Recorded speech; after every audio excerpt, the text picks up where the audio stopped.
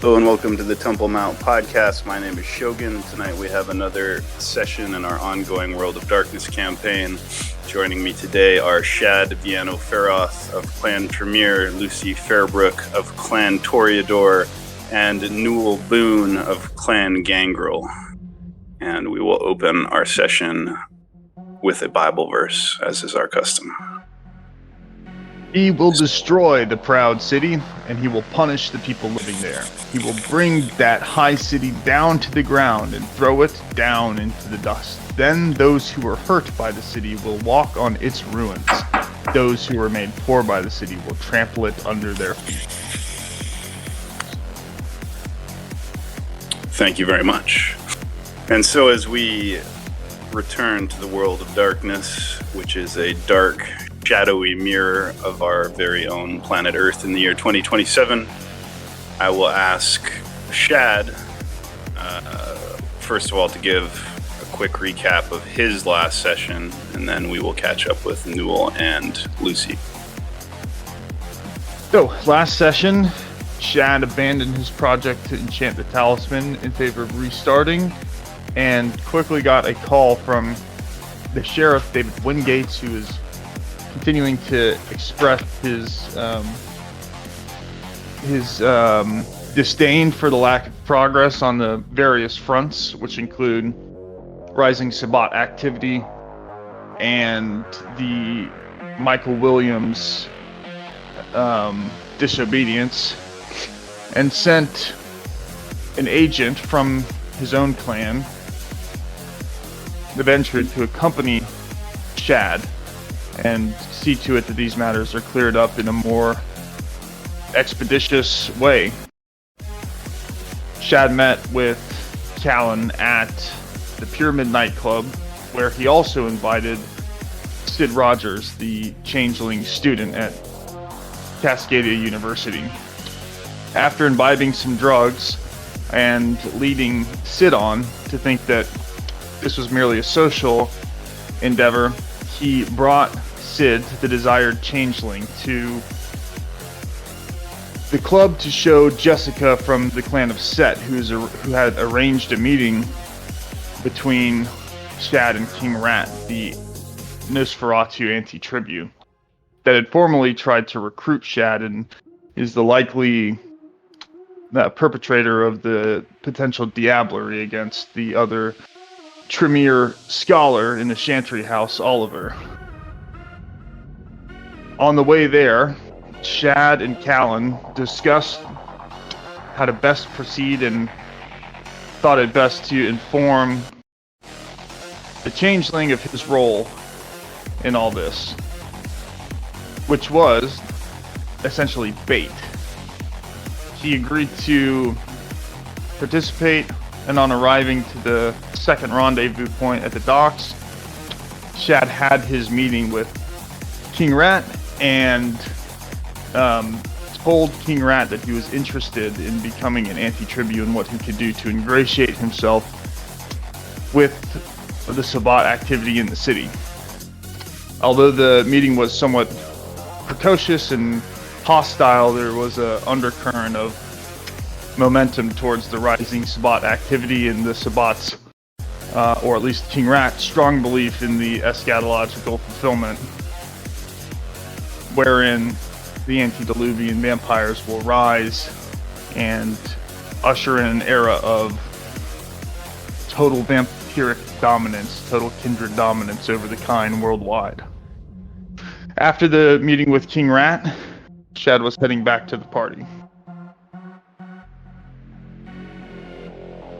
Thank you very much. So, this will be taking us back to the session prior. Mr. Boone, can you give us a recap of what you remember from your last game session? Yeah, we decided to go track down Cagliostro and Litu and Michael Williams. We went down to the park, and I went in alone, and the rest were sitting in the vehicle. And walking around in the park, I noticed a bunch of ghost children on some swing sets and stuff. That was pretty creepy. Eventually, I met up with Lee too. She had wolves and she had crows and stuff under her dominion, and they were kind of leading me along the path. And I tried to get her to impress, or I tried to impress myself upon her. Use my charisma. It didn't turn out so good. She decided to give me a chance, calling me basically a city slicker, and we went on a hunt. And I botched that pretty bad. Killed some people, killed a dog. Yeah, I know, real unlikable. I'm honestly kind of beat up about it, but that's what happened, That was what happened, and got back in the vehicle with Shad and Lucy and Sid and everyone, and went down to the Pyramid nightclub, and thankfully Armani wasn't there. I didn't really want to talk to him about stealing Shad's book or anything, because I ain't doing that anyhow. And yeah, that was about the gist of it last time, botched B&E. All right, and so where should we assume that your character ended up or is now? Well, I took off for a couple days because my ghouls were busy in the rodeo. So yeah, I don't know. I suppose I've been keeping up with people in text messages a little bit, and yeah, I'm just around now. Should we assume you've gone back to your hotel after the rodeo sessions? Yeah, just assume I'm at my hotel now. Waking up for the night or whatever day it is. The Regent Hotel.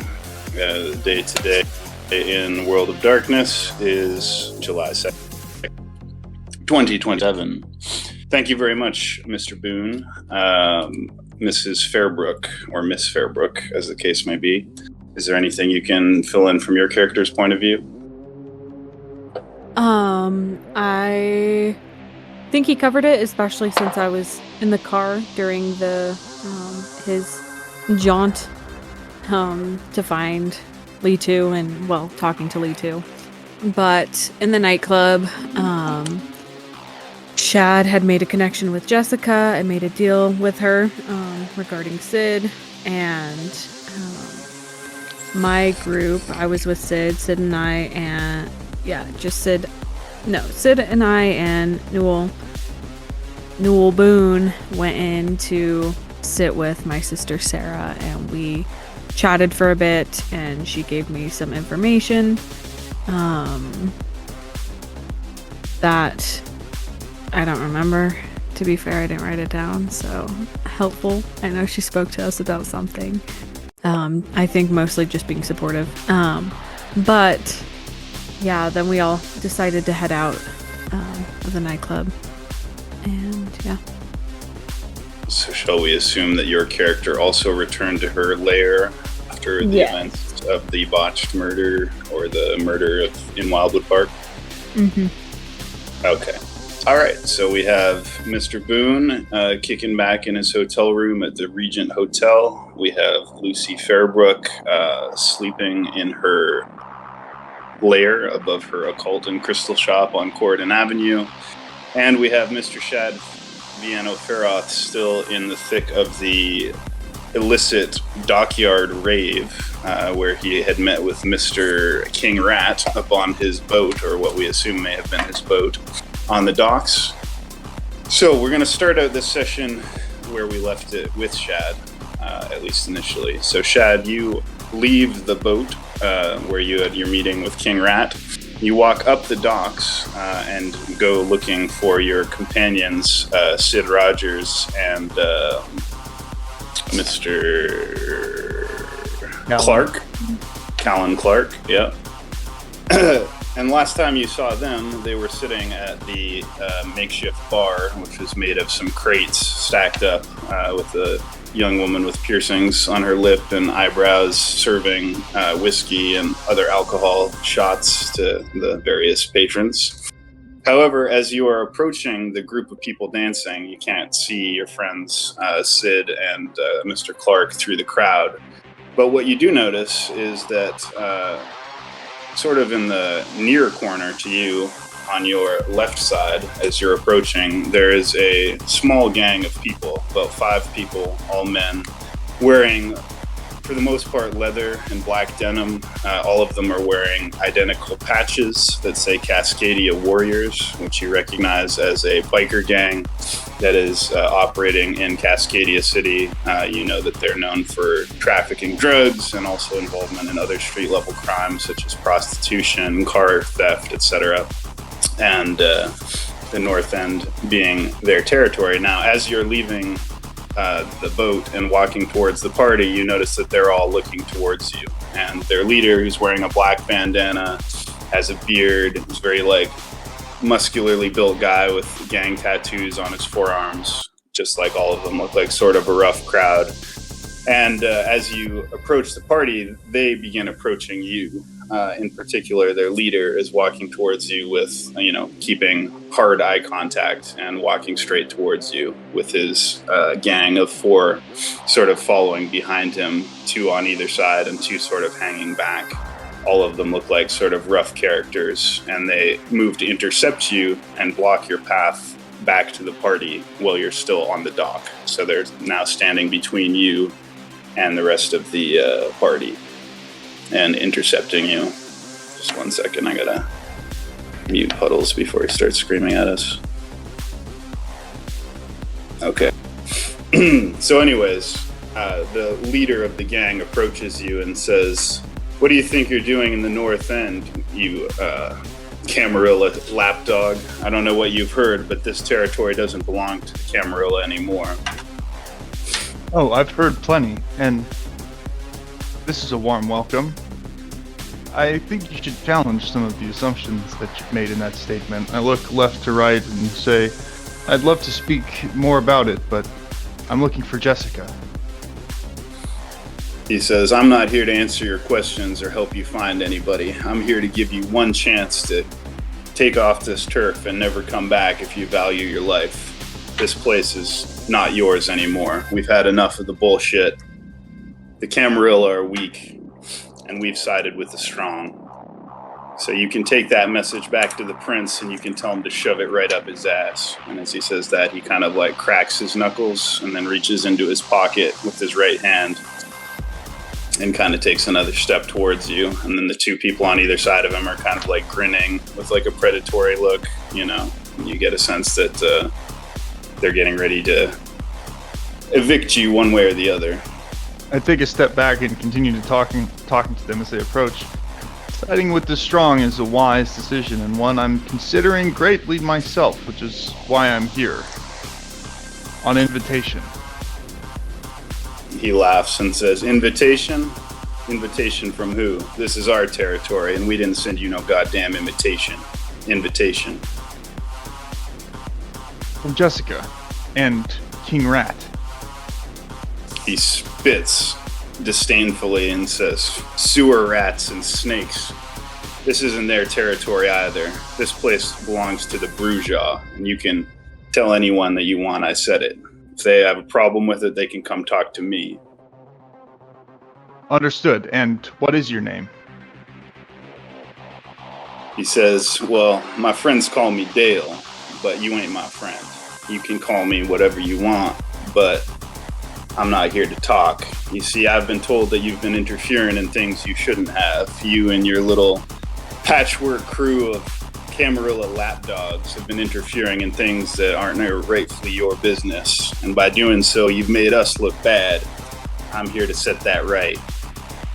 And as he says that, he takes his right hand out of his pocket, and you see that he's got a pair of brass knuckles on his right hand. How many, including him, are there? There's a total of 5. 2 of them are on his right and left, and the other 2 are kind of hanging back and watching. But it looks like at least 3 of them are, getting ready to possibly tussle. And he says, "I'll give you one last chance. Either you leave and carry a message to whoever sent you that they can consider this territory off limits to Camarilla from this point on. We're sick of taking orders from dried up old kindred who've long lost the sense of what's going on in Cascadia City. The Sabbat have grown powerful in this region. Arcadia already belongs to them. We don't side with the Sabbat or the Camarilla. We're the Bruja, and we stand for freedom. We do what we want from now on. You understand that?" Can I assume that the blood points I spent before the meeting of King Rat are still in effect? Yes, you can consider it the same scene, yeah. That Okay. was only a short time ago. Well, I'm going to tell him one more time. Message delivered, but since I'm thinking about joining the side of the powerful and the strong, perhaps a demonstration would be in order. I'm here with 2 very important assets to your side, and I will retrieve them before I leave. He says, "What do you know about our side?"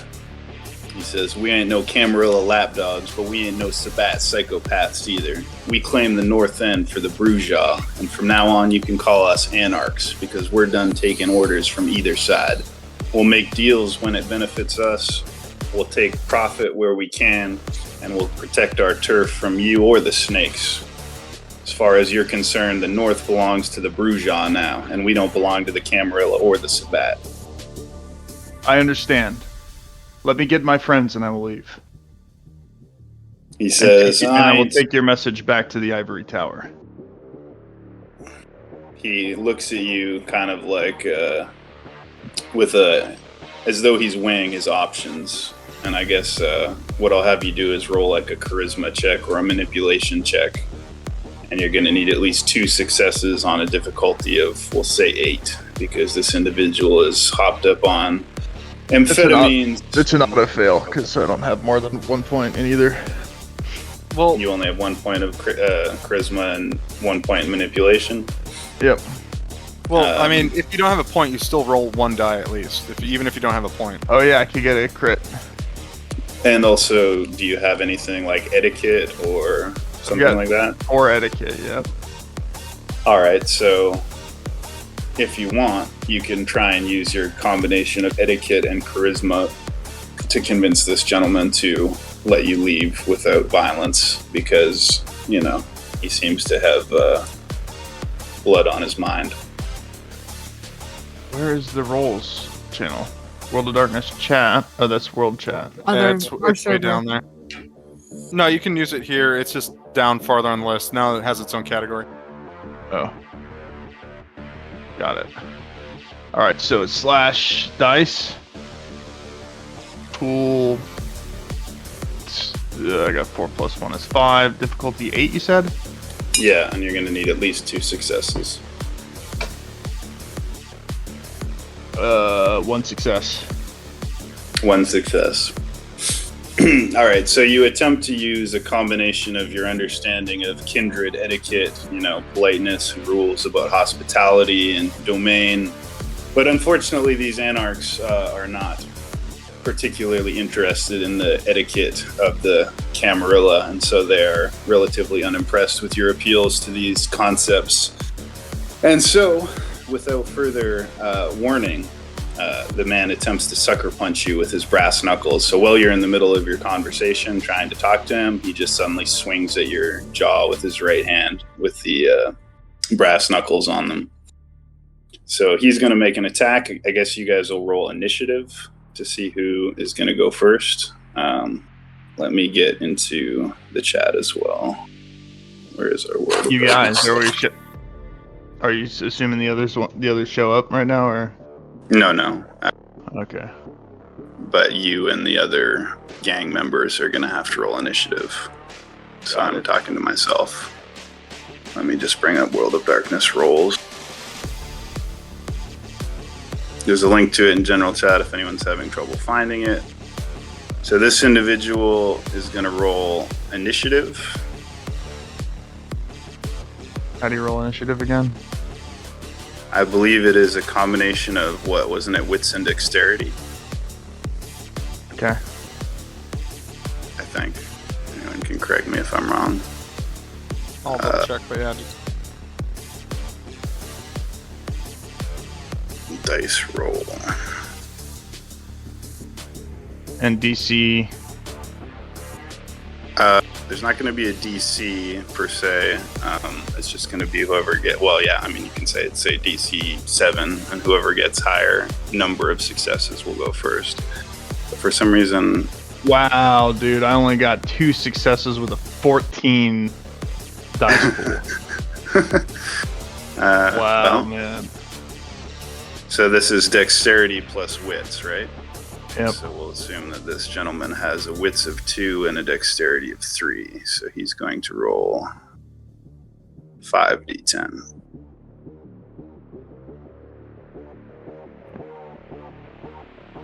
Yeah. My thing's being a bit laggy. 10, 1, 7, 4, 7. 1 failure, 1 success, cancel each other out, 2 successes. And what did you get? 2 Oh, I successes. see. He actually got Just- 3. He got a success and a great success. So he goes first on initiative. So he's going to attack you. He has brawl of 3 and strength of 3. So he's going to go with a haymaker punch with his brass knuckles against you. So we'll say. Now I'm not 100% sure on how all this combat works out, because I guess he's got to hit you and then there's damage to be assigned. But in order to hit you, I suppose it should be dexterity 3 plus brawl 3 for a dice count of 6. Now you Dexterity have plus. Sorry. dexterity plus brawl is what he's rolling to try and hit you. And dodge is dexterity plus athletics maneuver, useful for avoiding attacks of all types. To avoid melee or brawl. In gunfights, your character, etc. If your character remains in a crowd. Okay, so I could just do a dexterity plus athletics. Yeah, and he's got 1 more dice to roll here. I'm not quite sure how to bring up the World of Darkness bot. How's he attacking? He is throwing a haymaker with brass knuckles using a combination of dexterity and brawl, which gives him 6 dice, 1 critical failure, and 3 successes equals 2 successes. So What's he's got the- 2 successes to hit. What's the DC? No DC. We're just calling it 7. It's a contested roll. 4 successes and 1, 2, 3, 4. Yeah, 4 great successes. 4 tens. Okay. 1 9 and 1 1. Right. So the leader of the group, Dale, swings a really powerful haymaker punch at your head, but you, with your enhanced dexterity and the blood points surging through your veins, are able to react quickly, and you simply duck, and his haymaker goes, whizzing over your head and kind of ruffles your hair, but he's thrown off balance by his missed punch, and so he kind of stumbles with his step as he overextends and misses his strike. Now, it's going to be your move next, Shad. However, you notice as this occurs that the gentleman behind him on his right is also reaching into his pocket, and the man on the left is making fists with his 2 knuckled hands, but not brandishing any weapon. But now it's your turn. How close together are they? So the man who just threw a punch at you is directly in front of you, and the 2 sidekicks on either side are about 3.5 feet behind him on his left and his right, respectively. So they're all standing in a triangular formation, about 3.5 feet away from each other. So a relatively tight configuration of 3 people, but the other 2 are still behind him and not yet in arm's reach of you. 1 success is all that is needed to conjure a flame in one's hand, while 5 successes places a flame anywhere in the kindred's line of sight. Less successes mean that flames appear somewhere at the storyteller's discretion. Individual descriptions are not provided for this level of path. The chart below describes the path to soak damage at all. A vampire must have the fortitude discipline. Fire under the caster's control is not harmed or cause. Okay. So I'm trying to figure out how do I even roll this.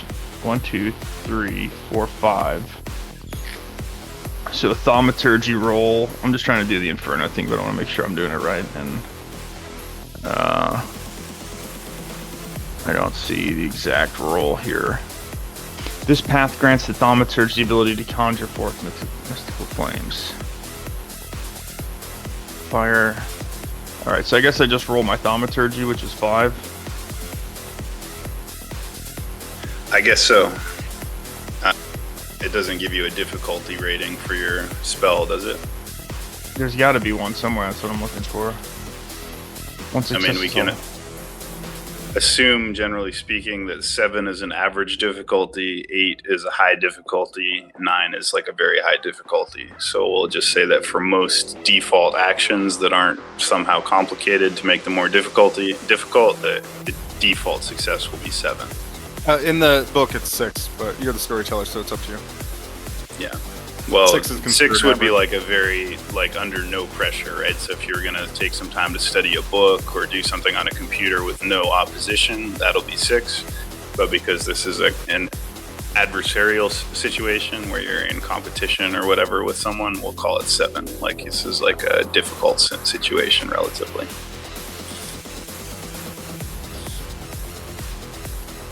All right, 1 second.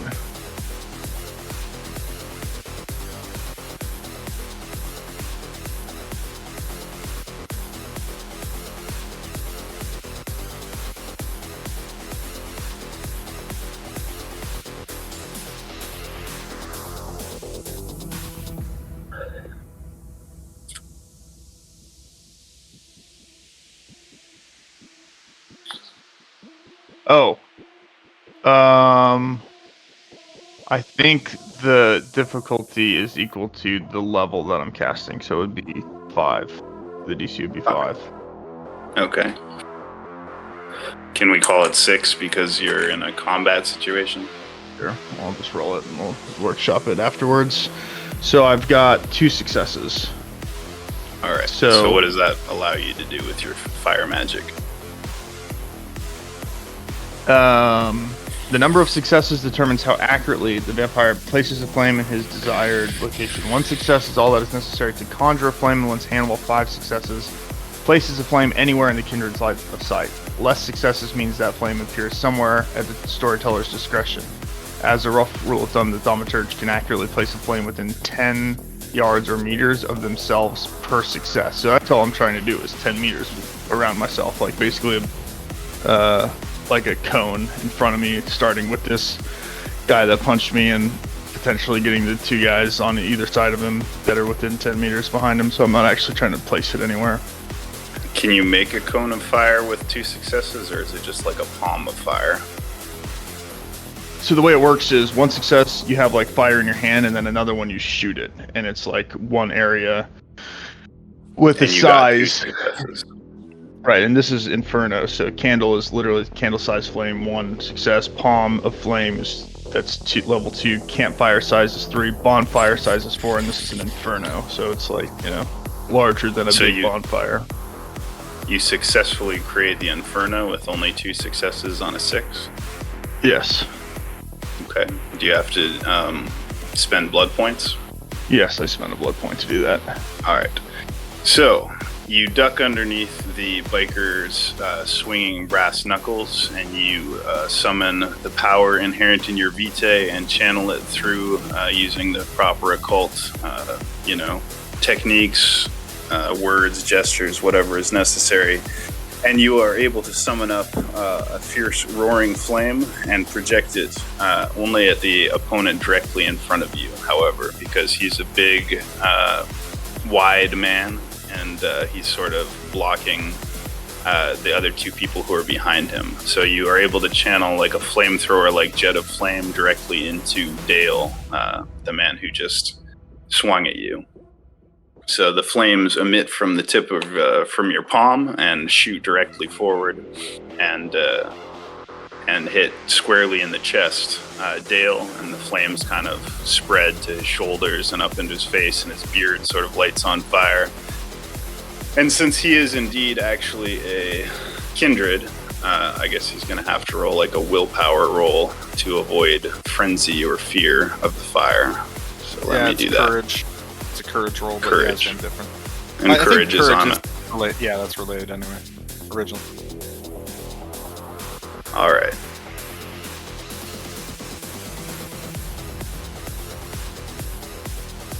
D10. So courage is on a 5-point rating. Yep. Like you 5 can is have the up to max. 5. 5 is the max.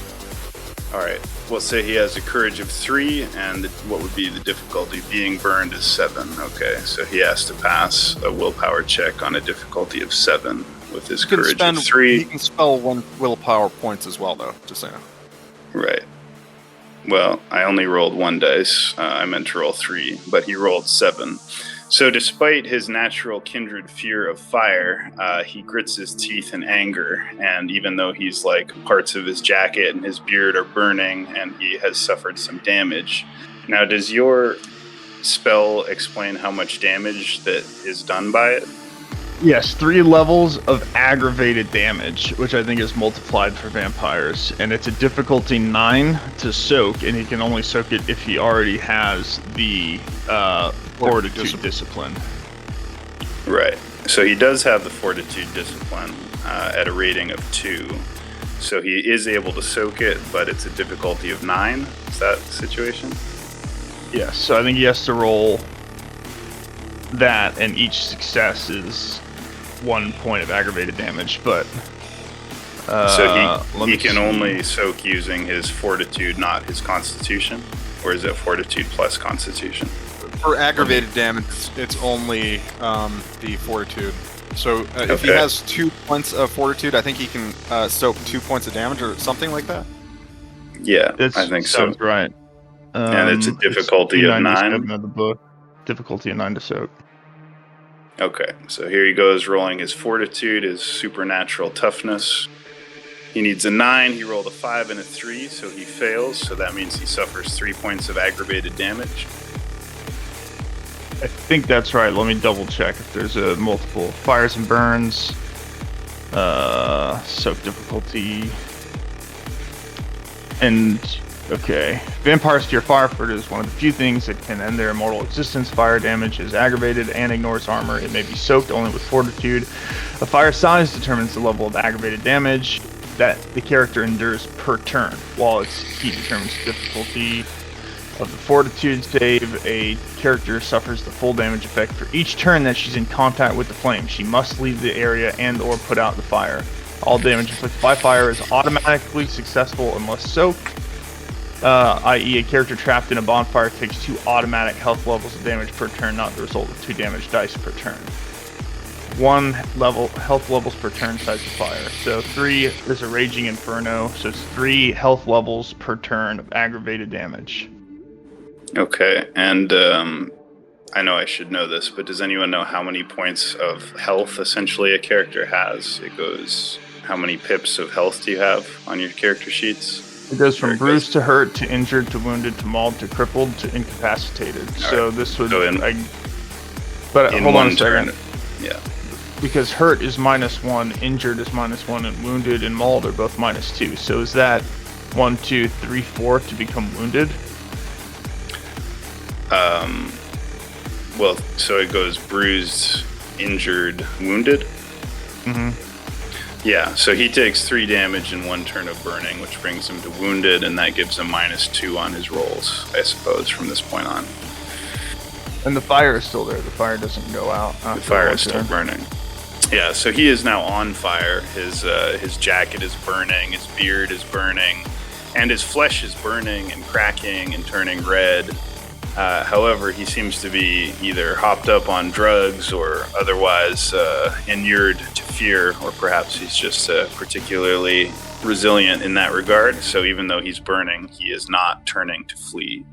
So he is now wounded and on fire, right? He doesn't even scream or anything in pain. He just sort of snarls and grits his teeth and prepares to continue to fight. However, his companion on the right side, a skinnier man with tattoos on his face and on his forearms, has pulled out a switchblade from his pocket and pressed the button to extend the knife. The man on the other side is also moving forward to grapple with you. So we're going to do the gentleman on his, well, not the gentleman, the thug on his right, the skinnier, bald-headed, tattooed guy is going to attack you with his knife. So he will roll dexterity 3 plus melee 2 for a total of 5 dice, attacking you. Difficulty 7 for dodge. That's what we're using, 7 for everything. Yeah, I guess so. Yeah. So anyways, he's rolling his attack roll. He's lunging towards you with a stab. He's trying to stab you directly, in the chest. So he rolled 8, 3, 8, 10, and 9. That gives him 4 successes. Against You my rolled one great success. Yeah. Yeah, so Essentially He- 2 success against 4. yeah, so the skinny guy is faster than you expected, and seems like maybe he has some experience knife fighting. And so, although you try to dodge to the side, he tracks your movement and sinks his switchblade into your stomach. Now, the amount of damage done by that switchblade, I believe, is going to be equal to his strength plus a modifier for the knife. I'm not sure if anyone has that exact rule for how the knife works. Otherwise, I'm just going to say it does +1 damage, and that damage is then lethal damage because it's an edged weapon rather than a blunt weapon. So, we'll say that this individual only has a strength of 2. However, he will get +1 damage, and his damage will be lethal damage because of the knife. So he's going to roll 2. We're going to say the difficulty to wound, I guess, is 7. And he's going to roll 2 strength.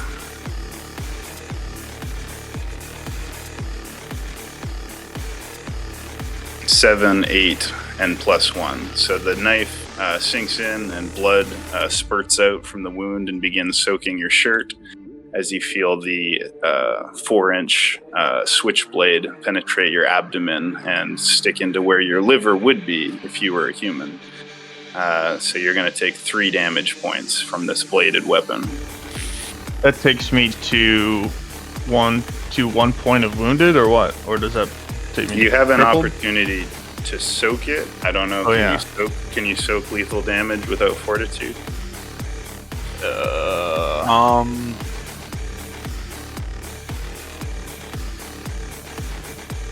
Using Constitution. Let me see. I'm flipping through the book right now. Health levels, blood pool. This book really doesn't explain well how this is calculated. Health level, dice pool penalty. Oh, I was looking at that. Okay. Alright, so it's how many points? He's doing 3 points of damage, 2 with strength +1 for the knife, and it's lethal rather than blunt. Which would take me to injured.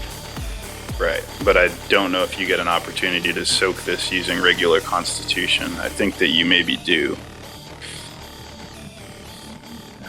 So, why don't we assume that you do have an opportunity to soak this and just roll your Okay. Constitution, but since it's a knife and it's made contact, we're going to say the difficulty of soaking will be 8. Then you Okay, can roll that's your fine. Constitution. That's my stamina. Yeah. Yeah, it says here lethal damage. Attacks meant to cause immediate and fatal injury to the target. Mortals may not use stamina to resist lethal effects, and the damage takes quite a while to heal. However, vampires can resist lethal damage with their stamina. Lethal damage is applied to the health boxes on your characters with an X. So, yeah, I mean, it's just like regular damage, but against mortals, it will mess them up for a long time. Will be hospital-ridden. So, like, if Sid took this, he'd have to go to the hospital, basically. Right, but Shad, because he doesn't have organs that can be punctured, is not as susceptible to being wounded by a stabbing weapon like a knife. A sword would be more dangerous because it could cut your arms or legs or head off, but a knife is just stabbing a corpse, basically. So, go ahead and roll your stamina with a difficulty of 8 to soak the damage of this knife. And each success will remove 1 point of damage. So you're going to need 3 successes on an 8 to reduce the damage to 0. Difficulty 8. Yeah. Stamina. I got 2 successes. Alright. So I How take come I don't see your roll? I did it in WOD chat. Okay. Try and do it in WD rolls, but Yep. that's okay. So you rolled 2 8s? Yeah, a 9 and an 8. Alright. So what would have been a very incapacitating and possibly lethal liver stab, and the guy was obviously aiming for your liver with his knife, and so he's surprised that it doesn't have the expected effect. So you take 1 point of aggravated damage. So there's some blood coming out from the wound, but ultimately it's just a hole punctured into your body, and that is not going to do a terrible amount of damage to your undead physiology. So mark down 1 point of damage. I think that puts you at quote unquote bruised. Yep. Yeah, I'm with you. Yeah. Done. All right. Where'd the bot go? They took the bot recording into bot? audiobook. No, they took the music bot into audiobook channel. Why'd they do that? I'm not even using the audiobooks. Hold on a second.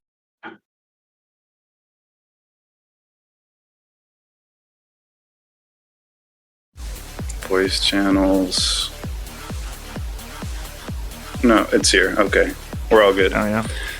All right. So the third assailant, the one on the left, the guy on the right stabs you. The guy on the left has not yet made his move. And so he is also going to attack you. We're going to assume that he has a brawl of 3 and a dexterity of 3. So he's going to roll 6 dice to try and hit you. Sides D10, count 5 plus 1. 6 successes to dodge 2 of them. So are you able to dodge Actually, any none. number of attacks per combat roll? That's a good question. Is there like a limit to dodges per round? I didn't think so for my first read through, but it's under combat maneuvers.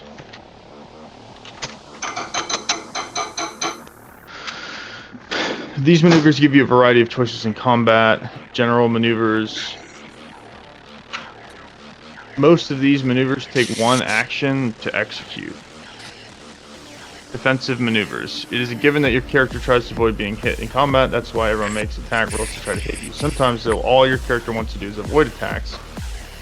You may announce a defender's maneuver. You may announce a defensive action at any time before your character's opponent makes an attack roll, as long as your character has an action left to perform. Oh, okay. All right, so There are you 3. can't. Yeah, you can't. You would have to declare that all you were going to do is dodge, but since you took an action, arguably you couldn't have dodged at all. We won't change that, but if I'm understanding for future rolls, like you would have to declare that you're only being defensive for the turn. But if you make an action, then I don't know if you can also dodge. So in any case, we'll say that since you've already executed, 1 dodge or 2 so far? 1 successfully. All right. Yeah, and then the second one hit you, right? Okay, so then we're going to assume that, you have already dodged these, or attempted to dodge these 2 attacks, then you got stabbed, so you're not able to dodge this 3rd attack. So he only hit once, but that's still enough. So he swings his right fist in a jab and catches you square in the nose. He's not using any weapons, and we're going to say his strength is 3.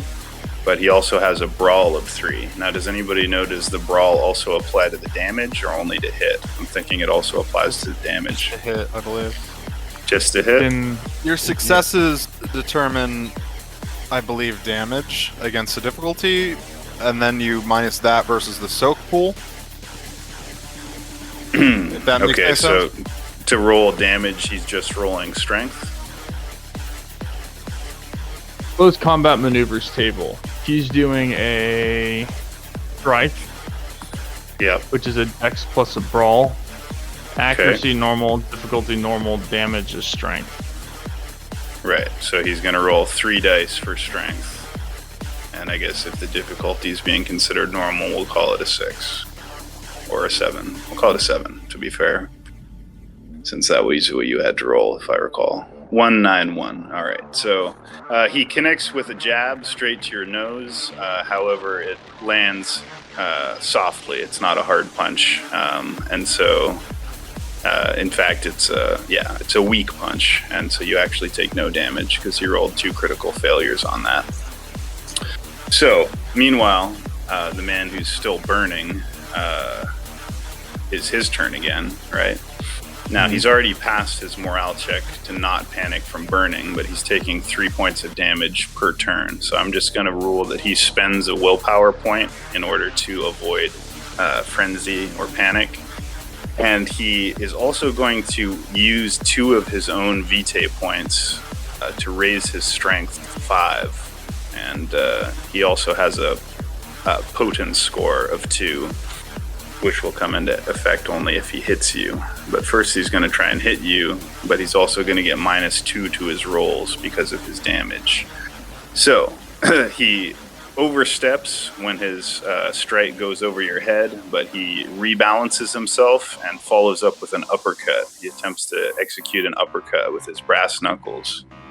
So we're saying he had brawl of 3 and dexterity of 3, meaning he has a dice pool of 6, which is 5 plus 1.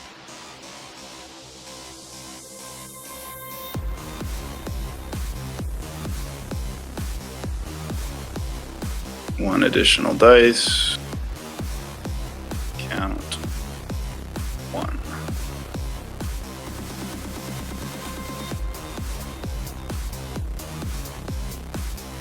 So he rolled 3 8s and 2 9s for a total of 5 successes to hit. Now his strength is 3, his potence is 2, and he's wearing brass knuckles. But brass knuckles do blunt damage. So I guess I'm going to roll his damage now. I attempt to soak. Right. First let him roll his damage, and then you attempt to soak, and that reduces the damage taken, if I'm not mistaken. So he definitely hits you. Now, I don't know if he does extra damage for getting more successes on the hits, or that just means he hits, right? So he hits clean with the uppercut on the bottom of your jaw. And does anyone know, does the potence simply add to your strength score, or is it like 2 automatic successes or something like that? Like, does it just function as extra strength, or does it actually have more power than that? What's the word potence? Is that a discipline? Potence. It's a discipline, yeah. That's basically just superhuman strength. Okay, let me check it out. Chapter 4, disciplines, and it's called potence. Potence. Your doubted purposes, natural strength, the discipline enables vampires to lead massive weaknesses, the Bruja, etc. Each dot that the vampire has in potence add 1 die to all strength-related die rolls. Further, the player can spend 1 blood point and change his potent dice into an equal number of automatic successes to all strength-related rolls for the turn. In melee and brawling combat, success from potence are applied to the damage roll results. So did you roll that pool including the potence dice? No, because that was a to hit roll. He hasn't rolled damage yet. So his strength is 3, his potence is 2. So does that mean he rolls 3 and 2 are automatic successes? He has to spend blood points to get the auto successes on the. Okay. So on the potence dice. he does spend 2 blood points in order to use his potence. So we say his strength of 3. So he's going to roll 3 on a difficulty of 7 to wound you with his normal human strength, or, whatever. So he does 1 damage with his human strength, but an automatic 2 blunt damage from his potence. So when he cracks you with this brass knuckles, you feel like extreme strength in his strike, which is further increased by the brass knuckles doing an additional 1 damage. So you rolled 2 successes on a 9, and so you take 1 point of damage. So you successfully soak, but you can't. Can you soak his potence damage? I don't see why you wouldn't be able to. Okay. All right. So 2 successes, 3 damage. So he hits you on the bottom of the jaw. It cracks your teeth together. It hurts. You maybe feel like a fracture in your chin, but your undead physiology absorbs the blunt impact, and you soak. 2 points of damage. So you take an additional 1 point of damage. I believe you're taking 2 points of damage now, right? Yep. All right. So that concludes their attacks in the first round of combat. Now, I didn't mention this before, but when you generated your flame the first time, there was like sort of like a roar of like appreciation and like cheering from the people in the rave that are dancing. Like they seem to think this is some kind of pyrotechnics display, or they don't really know what's going on, but they just like react to the fire with like a, cheer sort of. And then when they see the fight breaking out, people start cheering and like clapping and watching basically, and turning to see what's going on. Those who aren't too distracted by the party and the drugs. So some of the audience is kind of looking at you, but they're all kind of like cheering, like as though they see like fights break out all the time, and they don't really understand that this is anything other than that. So the action returns to you. Now, I suppose that this gentleman took an automatic 3 damage this turn, right? Because he's still burning. Yep. So he's now taken 6 points of aggravated damage, but I guess he can attempt to soak 2 using his fortitude, and the difficulty is going to be 9 to soak the fire damage. So he attempts to soak the fire damage with his 2 points of fortitude on a difficulty of 9. He makes no successes, so he has now taken a full 6 points of damage. Sounds right, yeah. And what does that put him on the damage scale? 2, 3, 4, 5, 6, crippled. Crippled. All right. So after he hits you, the continuing fire and so forth overwhelms him with pain and agony. And so I'm going to say he can make this action as a free action. He actually throws himself off the dock where you're fighting and into the water. And there's like a hiss of steam as Dale, the leader of the gang, jumps in the water in a frantic attempt to extinguish the fire. And lucky for him, he's on a dock, so he's able to jump into the water and extinguish the fire, but removes himself from the fight. Did the other 2 roll morale checks for the fire, or they don't have to?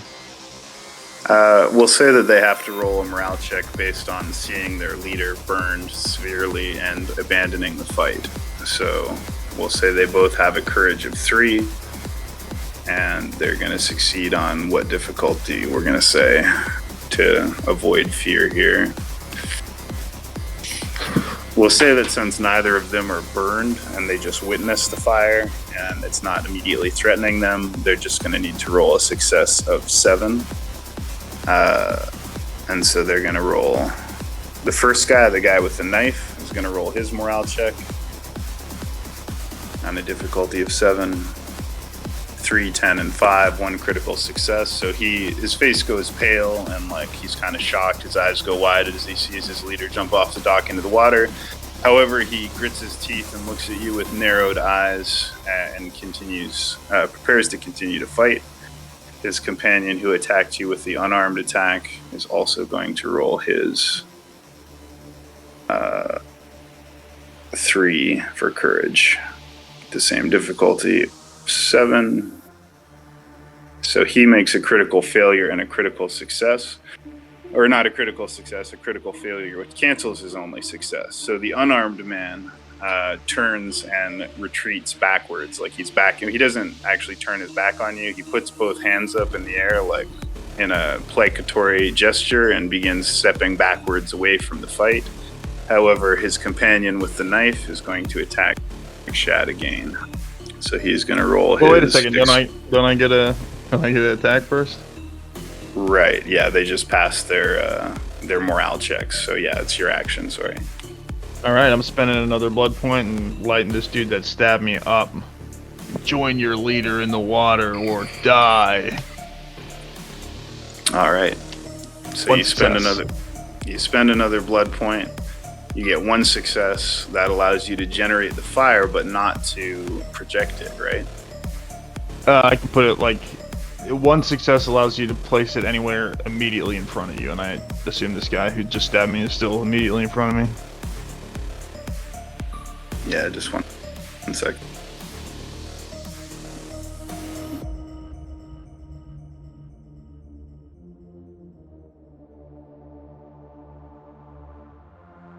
I'm hoping for Sid and Lucy's sake we wrap up combat quickly.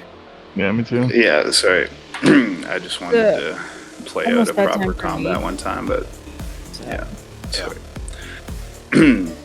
All right. So what happens if you generate one success? You make a fire in your palm. Yeah, you can place it anywhere immediately in front of you with one success. And I wasn't trying to place it farther than he was, so if I am, and I like, let's say I was like, I want to start fire 30 feet away from me, Mm-hmm. and I got one success. At DM discretion, you choose like in what direction 10 feet at a time I'm missing by. Okay. So you're able to generate your flame and direct it into the individual who stabs you. And as he's directly in front of you, you throw the fire directly into his face, which causes him to have to close his eyes, and he sort of, I guess it's an automatic 3 damage, right? Yep. Yeah. So he, you basically throw the fire directly into his face, which begins burning, causing him to drop his grip on the knife and turn his face away. And I'm going to rule that in this circumstance, he retreats because he's blinded by the fire that you just projected right into his face. And so he kind of like claws at his face and stumbles backwards. And the 2 remaining individuals who are standing behind, seeing the way that this has gone, and turn and run away back into the crowd. And the man who's like thrashing around in the water is like swimming away basically towards the dock where the party is, essentially. So you have now dispersed this gang of hoodlums who attacked you. Describe to me the dock that I'm standing. I just lit 2 infernos. Well, first I look back to see if King Rat saw any of that. Is he still on the boat behind me? So you turn back, but you can see no sign of King Rat or his 2 bodyguards. They seem to have absconded during the chaos.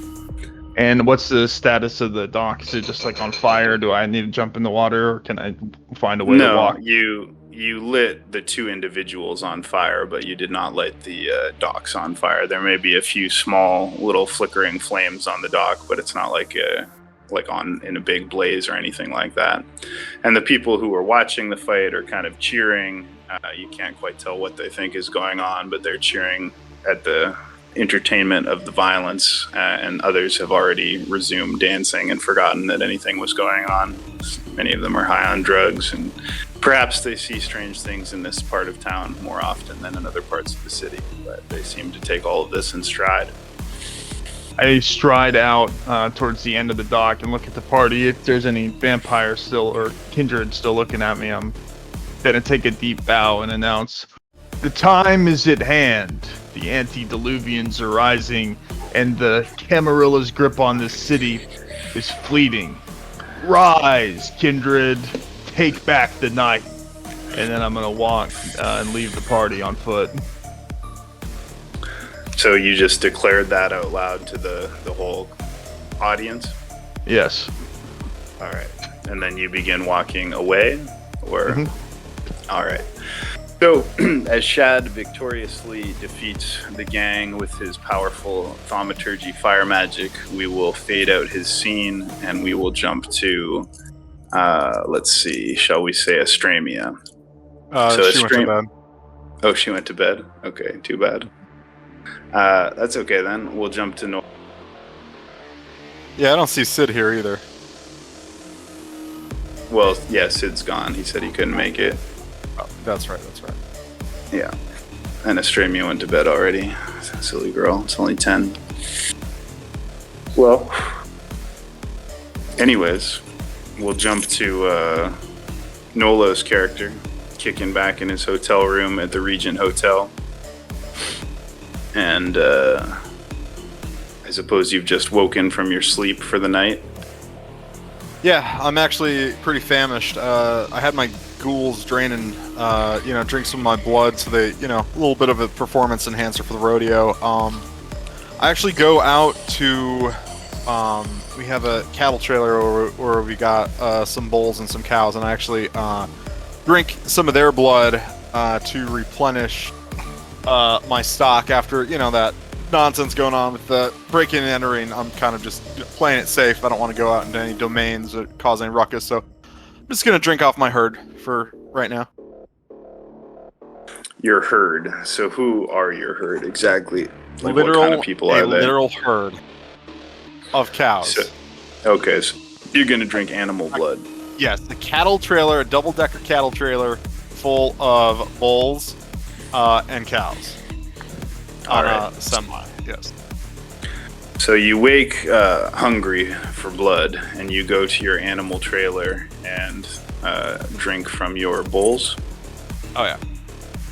All right. So to a kindred, the blood of animals is a watery and tasteless drink compared to the blood of a human, but it nevertheless can satisfy your hunger and for survival. So you have to drink 2 points of blood from an animal to equal 1 point of blood from a human, but there's a lot of blood in a bowl, so you can drain as much from it as you choose to. Yeah, they have, technically in a bowl, they have 5 blood points each, so I'm gonna, get 1 blood point from each bowl, so, they're not harmed in any way, All right, so you make a rounds of your herd, draining a little bit of blood from each animal so as not to overly exsanguinate them too quickly, and you may add the appropriate number of blood points to your blood pool. Aye. Topped off then. I'm gonna text Shad and ask what he knows about the whole situation that's going on.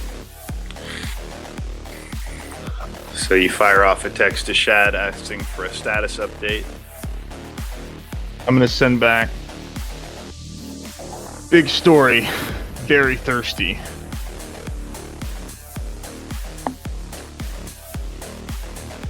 I'm gonna actually not offer the use of my bowls because that's kind of most vampires would poo-poo it. You know what I mean?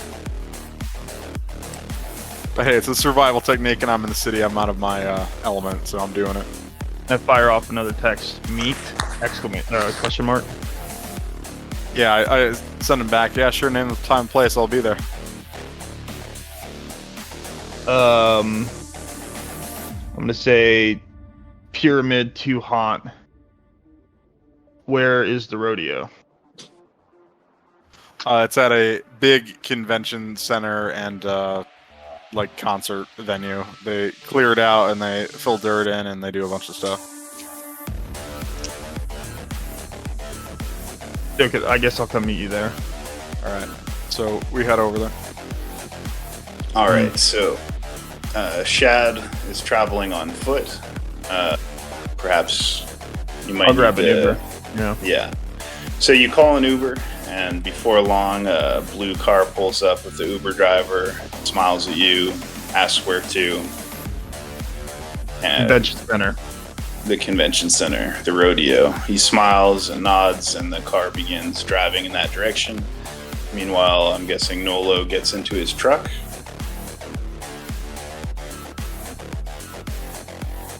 Well, he's already there. Yeah, I'm there. So You're already at the rodeo.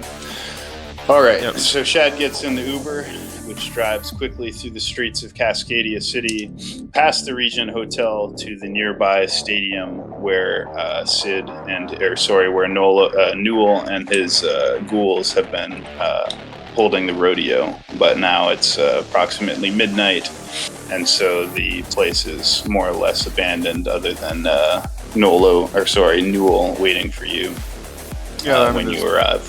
there's drunken cowboys and stuff. I'm sure they had bars and stuff, and there's a dance probably going on somewhere. At the rodeo, there's drinking and a dance. Oh, always. That's what you do afterwards. There's always a dance and there's drinking. All right. So when you arrive at the rodeo, you see some rowdy cowboy-dressed people drinking, and they're doing some square dancing or two-stepping or whatever cowboys do.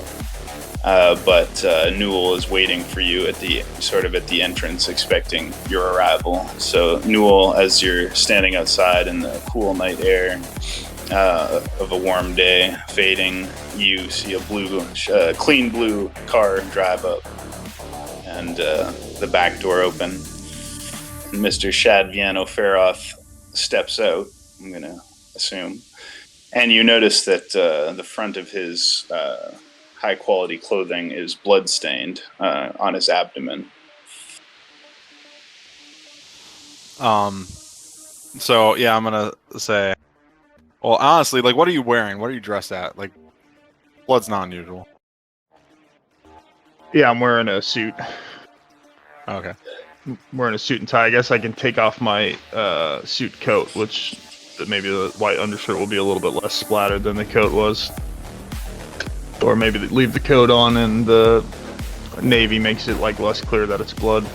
Yeah, we'll just say that Newell, being a vampire, is able to smell the blood as well, and so he notices it, but whether it concerns him or not. Well, yeah, I'm gonna kind of ask you. Yeah, so I approach and What happened? a lot. More than I can explain briefly. I look around and just kind of look for threats. You can tell I'm totally disheveled.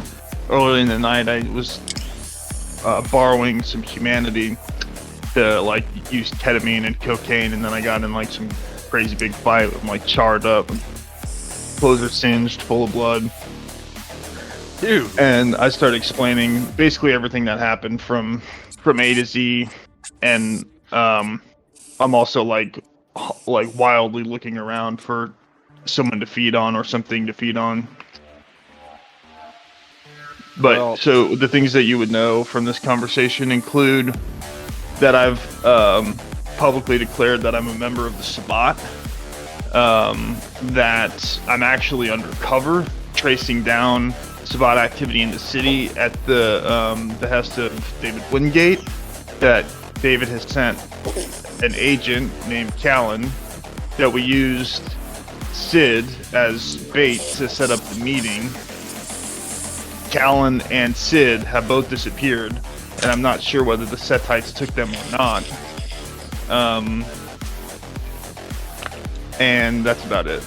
All right, so really pissed off. So I know all this, and I know that you're just playing at joining the Sabbat. You're not actually joining it. That's what I'm telling you. Yeah. Well, I'm gonna take you. So I got two trailers here. I've got the cattle trailer, and I've got the camping trailer. So first off, I'm gonna say, shoot, Chad. Let's why don't you come over here to the cattle trailer? Let me talk to you real quick. And then I follow. All right, so I kind of go in and I shut the door behind him. And there's a bunch of bowls in here. They're partitioned off, and you can walk through each side on the island stuff. It's a pretty big trailer. I'm gonna say, I could probably play along with the join the Sabbat as well. I've always thought, people are a lot like cattle, and it's our job as vampires and ranchers to kind of look after them and use them as we see fit. You know what I'm saying? I know it sounds kind of corny, but just hear me out on this. You're pretty thirsty. You want a drink from my personal herd here? I'll take anything. All right. Well, let me show you how it's done. So I go over and show them how to do it on a bowl. Just basically pierce their neck and have at it. Don't worry, I won't tell anyone else. Okay, so I'll politely only take like the one blood point that I can from not exsanguinating them, and then I'll ask, "Is this a livestock show as well?" No, it's not a livestock show, but I mean, there's all kinds of activities. I'd really like to purchase one of these if I could. Purchase a bowl? I'm very thirsty. Oh no! Just go to each one. There's plenty of them. Get a little bit from each. That's how we do it.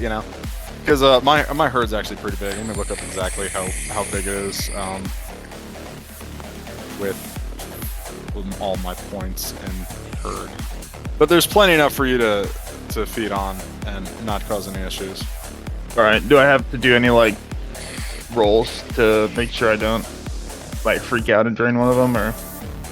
Oh yeah, I guess the storyteller could say. What do you think about that, Shogun? Can you say again? Sorry. All right, I'm taking. How many points is this? 1, 2, 3, 4, 5, 6, 7, 8, 9, 10, 11 points to get to my blood point max. Oh, Is that 11? possible? Oh, that's a lot. No, That's a lot. I'm saying. I'm looking here. The current herd I have, if we're gonna go 1-to-1 from retainers to cattle, there would be 15 with me. But so yeah, I don't know if you want to do a 1-to-1. There's 15. You've taken There's one 5 from out of 2 each, of them, yeah. and so I can take. So I can take. You said how many were there? 15, 11? Yeah, there's 15 and each has 5. So, Well, but we don't I want to can do take- more than like 1 or 2 on each. So yeah, yeah, I can guess take the 1 amount. point from all of them, and then you'll have one that's untouched. There you go. I will say though that you are a vampire, and you're probably gonna freak them out. So they're probably stamping around and like freaking out and stuff. Making some ruckus. I will say that much. So Shad goes through the herd, draining a little bit of blood from each of the animals that Mr. Boone has in his cattle shed, and you may add that many points of blood to your blood pool. However, you feel a gnawing hunger that is not fully alleviated by the weak and watery blood of animals, which simply doesn't hit the same as human blood for the kindred. Yeah, it'll fill you up, but it's not super satisfying. I kind of got used to it when I was a younger man, just as a survival tactic, going around rustling cattle and drinking them. I used to drain them, about a bowl a night back then. And now, I haven't had to in years, but I'm here in the city. And after that, what happened with old Litu, I'm a little skittish about going out and hunting right now, if you know what I mean. That's okay. Thank you. I feel much better. There was a man of Bruja, said his name was Dale. I'm pretty sure he'll be after me. The Bruja have claimed independence and broken off from the Camarilla, so I don't think his destruction will be missed, but I'm pretty sure I left him with a nasty scar, stoked him at fire.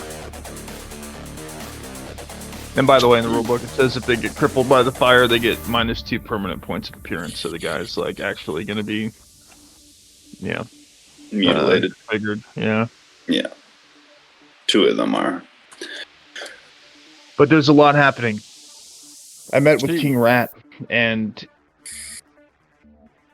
he didn't provide me a clear path to enter into the Sabbat in this city. He said that we have to go to the next one and present ourselves to the bishop to go further undercover. I still haven't gotten any approval from David or the remainder of the Ivory Tower to actually go on this mission, and I've made quite the show of it down at the docks. But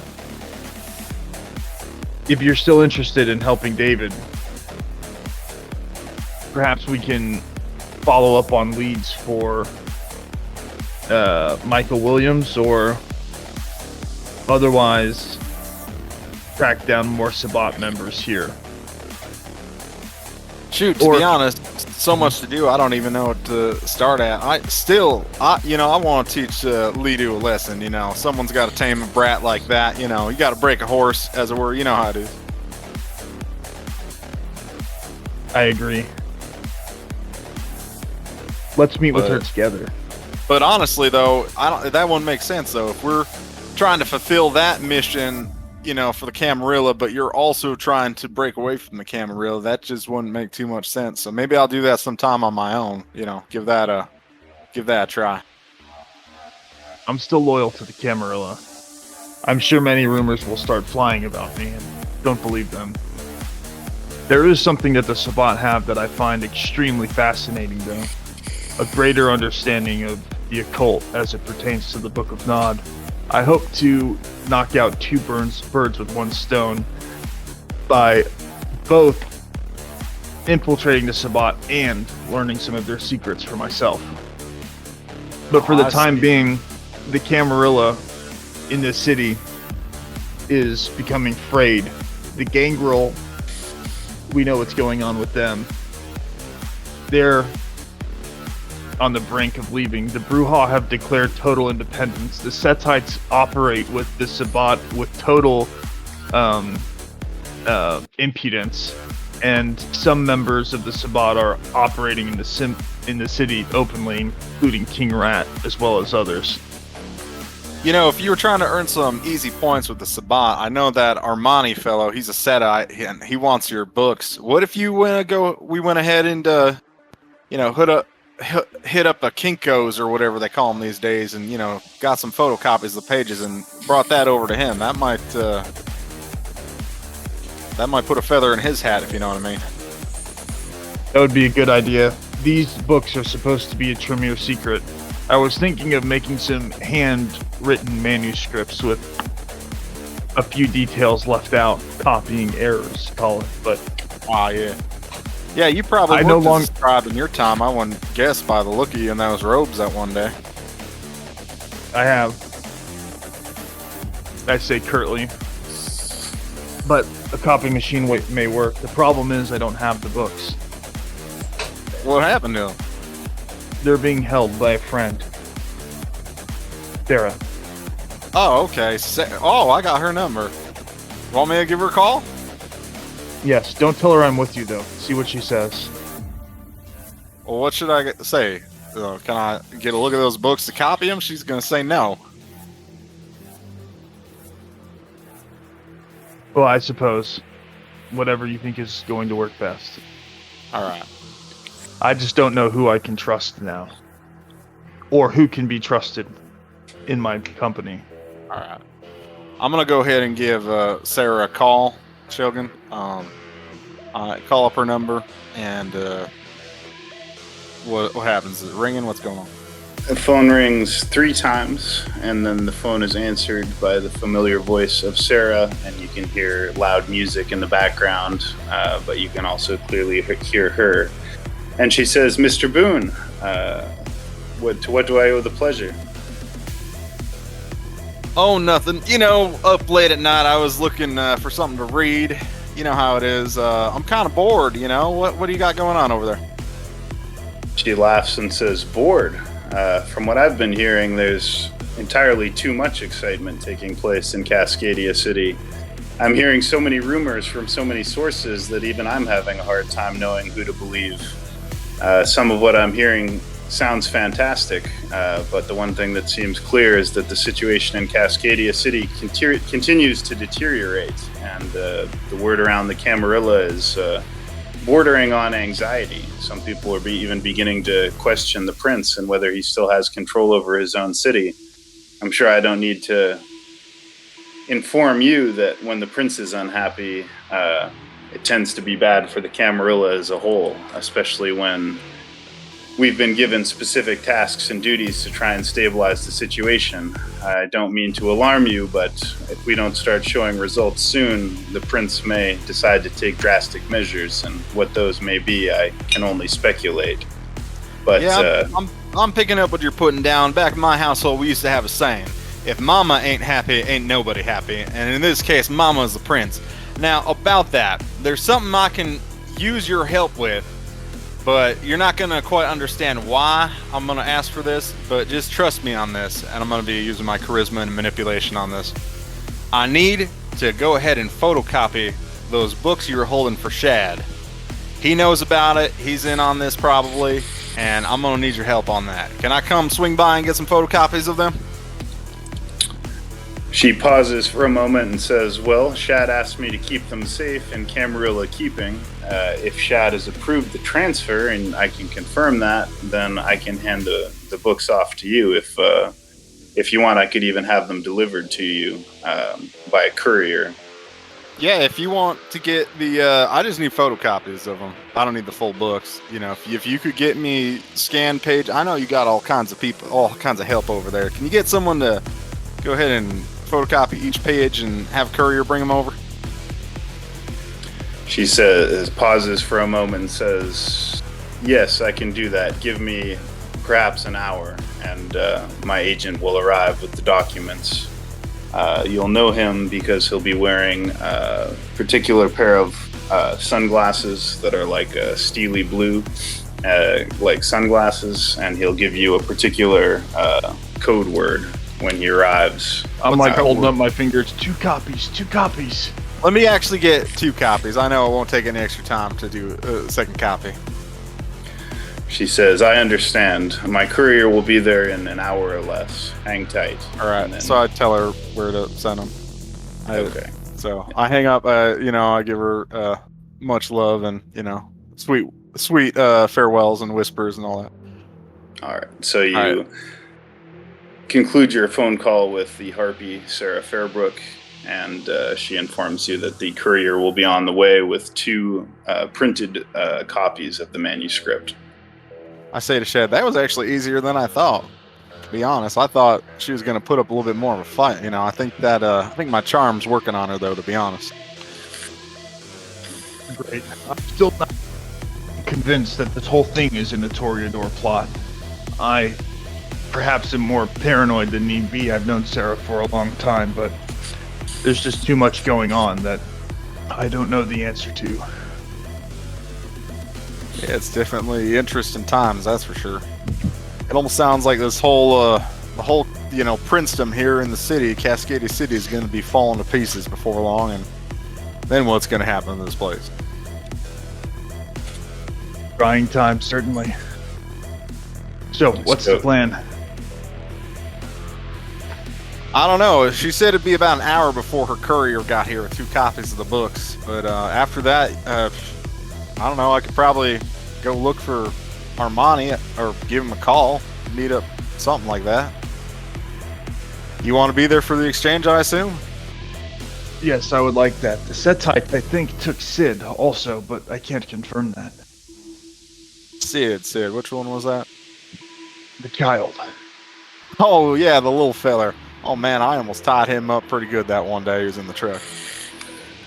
Yes, I've learned that his blood is very potent, and many different groups are seeking for it. I believe the Setites have it now. I would be interested to find out exactly what they're doing with it. Maybe Armani will know. Yeah, you might be able to ask for, some intel in exchange for the book or something like that. I don't know how it all works.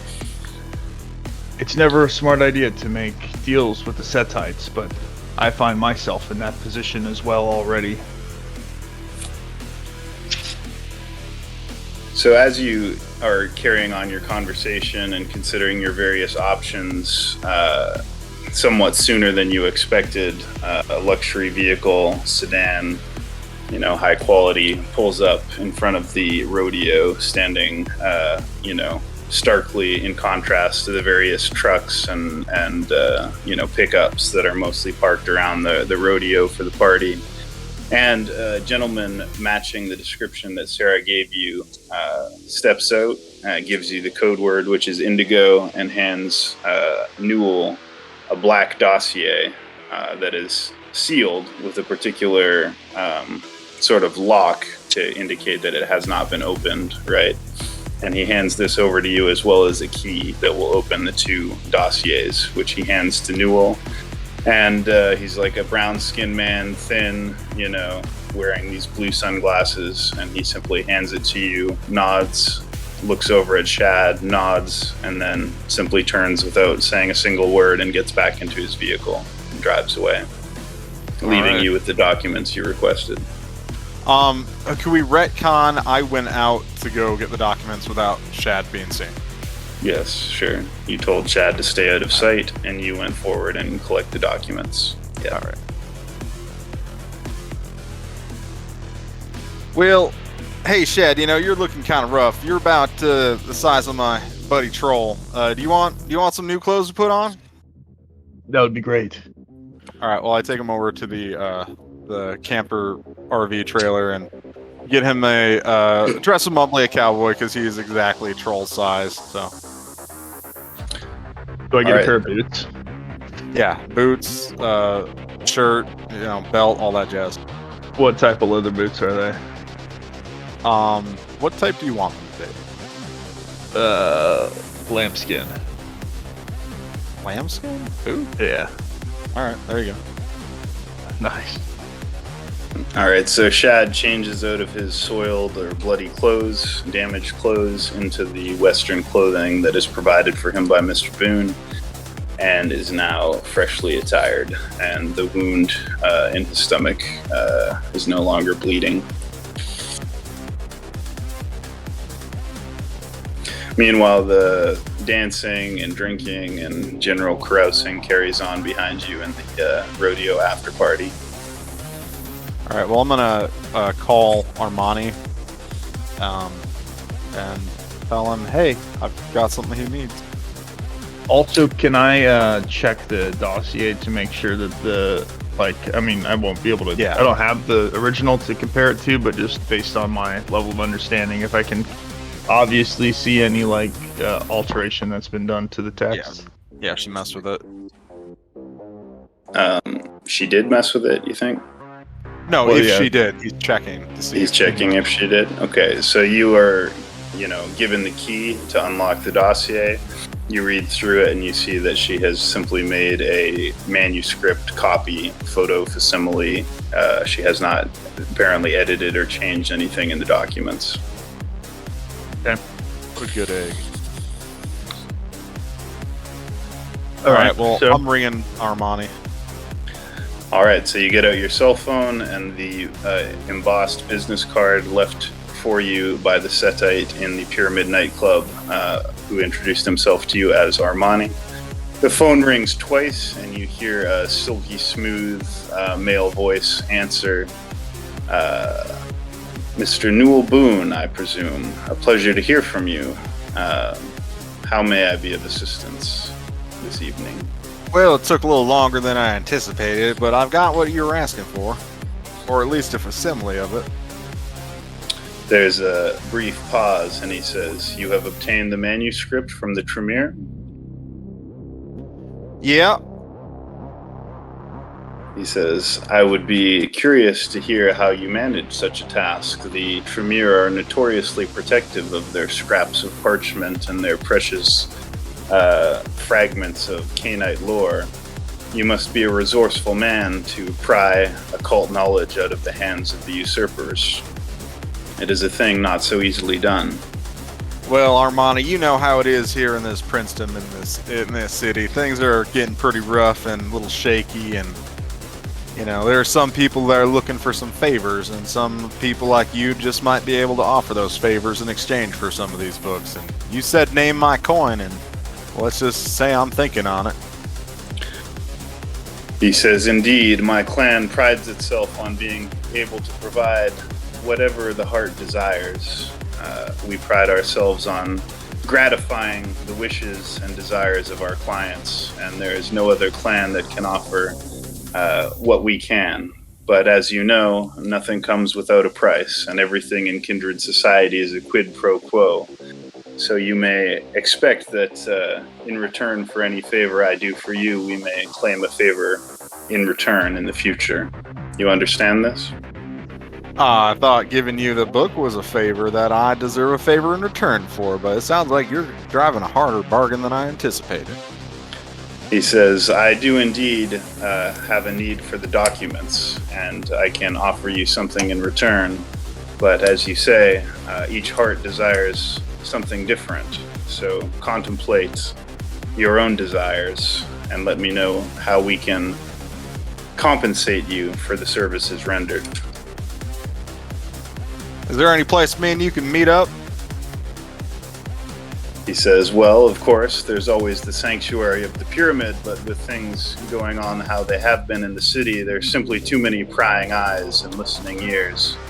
I recommend that you come and meet us somewhere a little bit more private and more comfortable. I can give you the address, and I can guarantee your safety according to the principles of hospitality. We may not be Camarilla lapdogs, but we do respect and honor the ancient kindred traditions of domain and hospitality.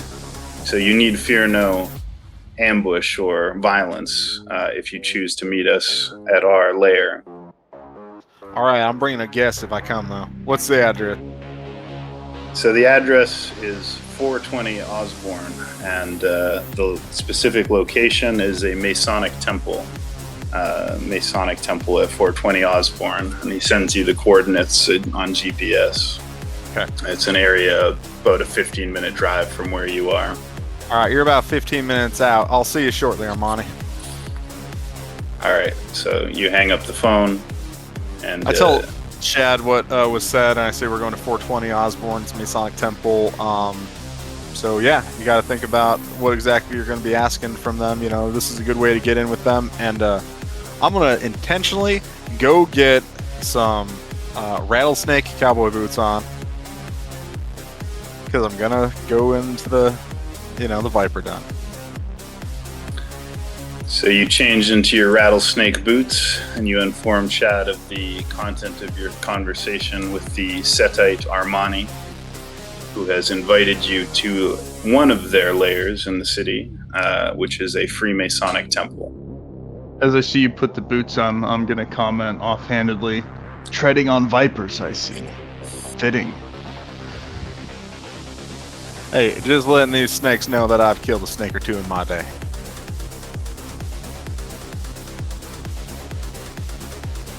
So yeah, we head towards the Masonic Temple. Yeah, as we're driving, I'm kind of like asking Shad, like, all right, what's the plan? We need to recover Sid, I believe, or at least his whereabouts. Anything that we can uncover about Sabbat activity in the city will be helpful. And if we can have Litu and Michael tracked down and delivered, that would be an easy win to get the sheriff off of our back and to show our continued faith in the Camarilla. All right. Well, should I tell old Snake Face about that? I don't see why not. All right. Well, let them know. All right. So we pull up now to the Masonic Temple. What do we see? So you see Masonic Temple. It has the I and compass, or the G and compass Masonic logo in a big blue illuminated sign on the front wall. It's a brick building. There's a few windows, a wooden door, a large parking lot where there's a few high-class vehicles parked, even in the middle of the night. The windows inside are dark, as though the lights are turned off. Nevertheless, in front of the door, you see two men who appear to be some kind of security. They're wearing well-tailored white suits, which you've noticed seems to be a common attire for some of the Setite henchmen. And also something that seems common to at least the male Setites you've met. They both seem to have completely clean-shaven heads and are wearing sunglasses, even though it is nighttime and dark. And they're standing on either side of the front door, which is, again, wooden, like a door set square in the front, facing part of the building, which you have pulled up and parked in front of. So they're watching you as though expecting you. All right. For my mind's eye, it is a Greek revival, and there are steps up into it. And there's columns. That's why it's Greek revival style building. It's like a real nice Masonic temple. There you go. That's what you see. All right. Well, so me and Shad start walking up and, kind of tell the guards Armani's expecting us. And I'm sure they already know, though. So they look at you and smile, and you can't help but get like a cold feeling in the pit of your stomach. Something about the way they smile is just deeply off-putting, inhuman almost. It's more the grin of a predatory wolf seeing a sheep, rather than the friendly greeting of one man to another. But nevertheless, they nod and smile, and one of them unlocks and opens the door for you and kind of silently indicates that you may enter with a gesture of his arm. Inside, although the windows that you could see from outside were dark, inside there is a light on. And there's sort of an atrium-type hallway with a number of sort of displays on the wall. There are plaques about Masonic history and pictures of Freemasons wearing their Masonic garb on the walls. And standing in the middle of this atrium is none other than Armani, wearing his signature circular gold-rimmed sunglasses. He's a short man, probably, somewhere around relatively short man, somewhere around 5'9". Bald, wearing these sunglasses with the serpent tattoo in black, kind of coiling on his skull. He has a skull tattoo of a serpent. And he smiles as you enter and says, "Mr. Boone, a pleasure to see you again. I must confess I was somewhat surprised by your call, but I'm pleased to see that you recognize the reason of putting aside past hostilities and distrusts. Certainly throughout time, the relationship between the independent clans and the Camarilla has been up and down, to say the least.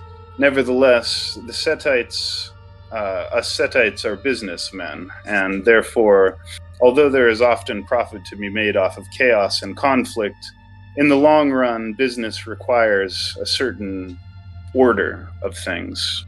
Too much chaos and too much destabilization threatens to upset the delicate balance of power which we have found so very profitable. And therefore, although we may not see eye to eye with the Ivory Tower on every issue, we share a common desire not to see the city fall into the claws of the Sabbat, as Arcadia City has. We have found it much more profitable to deal with the Camarilla than the unpredictable and often savage and nihilistic Sabbat. So perhaps we can make a deal of mutual benefit. But then that depends on what you're prepared to accept in exchange for what we want. Out of character, I totally forgot that they're not part of the Sabbat. I thought they were this whole time. That's what this whole plan hinged on. Well, not necessarily. So the Sabbat are the enemies of the Camarilla, but there's also 4 clans or so who are independent, and therefore potentially capable of making deals of convenience or alliances of convenience with either the Camarilla or the Sabbat. The Setites are notorious for granting any wish to any petitioner, even Kine. They go out of their way to give them what they want, whether that be drugs or sex, power, influence.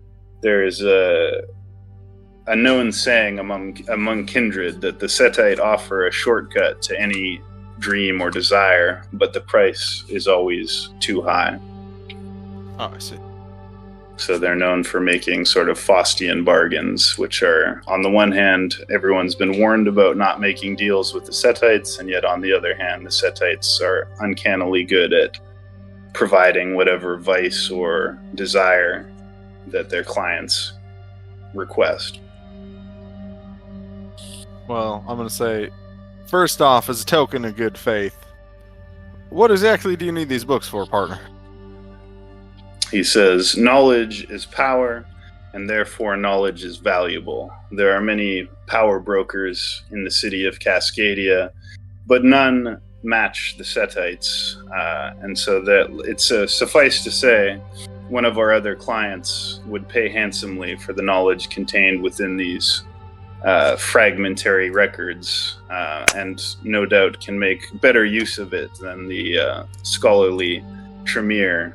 There are some who are not so hesitant to use the powers contained within some of this lore. The Tremere would likely just study it and archive it and put it on some bookshelf somewhere. But there are those who would pay a handsome price for this information, those who perhaps know what to do with it, those who are inheritors of a more ancient tradition, he says, with sort of a smug smile. I kind of look at Shad as he's saying kind of like anti-Tremere stuff and wait to see what Shad says. I tend to agree. The Tremere, particularly those in the Camarilla, have been too slow to use the full extent of the knowledge and power granted to them by years of study.